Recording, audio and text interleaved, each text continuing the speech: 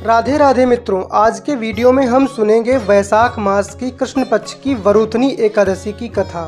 वरुथनी एकादशी के दिन सभी पाप ताप क्लेश इन सब का नाश हो जाता है। यहाँ तक कि हमारे जीवन में जो कष्ट हैं, जीवन के उन कष्टों का भी निवारण हो जाता है। आइए सुनते हैं वरुथनी एकादशी की कथा।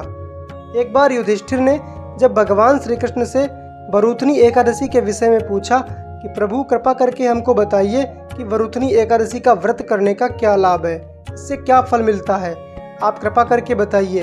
तब भगवान श्री कृष्ण कहते हैं, हे राजेश्वर, इस एकादशी का नाम वरुथनी एकादशी है। ये सौभाग्य देने वाली और सभी पापों को नष्ट करने वाली तथा अंत में मोक्ष प्रदान करने वाली है।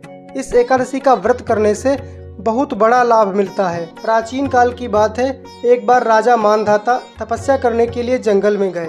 वो वहाँ जंगल में एक वृक्ष के नीचे बैठकर तपस्या कर रहे थे। उसी समय एक जंगली भालू आया और भालू ने राजा का पैर पकड़कर खाना प्रारंभ कर दिया।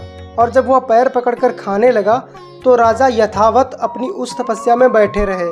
राजा को तप करते हुए देखकर भालू को और थोड़ा क्रोध बढ़ा और भालू खींचकर राजा को झाड़ी की ओर ले गया। वहां जाकर राजा घबरा गए। घबराकर उन्होंने भगवान नारायण का स्मरण किया, भगवान को पुकारा और उनकी पुकार सुनने के बाद भगवान एक क्षण भी विलंब किए बगैर तुरंत प्रकट हो गए और सुदर्शन चक्र से उन्होंने भालू का वध कर दिया और राजा को कष्ट मुक्त किया।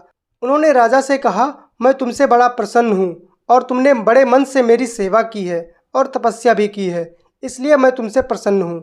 पर राजा का पैर तब तक भालू खा चुका था और अपने पैर को देखकर राजा दुखी थे।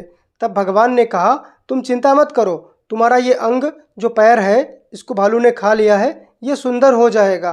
तुम मथुरा जाओ और मथुरा में जाकर वरुथनी एकादशी का व्रत करना और यमुना में स्नान करना। पूरे ढंग से उस व्रत का पारायण करना। तो इस पारायण के करने से, इस व्रत के करने से तुम्हारा पूरा अंग सुंदर हो जाएगा। ये जो तुम्हारा पैर भालू ने खा लिया है ये भी ठीक हो जाएगा। भगवान को प्रणाम करके राजा मथुरा आए। उन्होंने वरुथनी एकादशी का व्रत किया और उसका ये फल हुआ कि राजा का अंग फिर से स्वस्थ हो गया।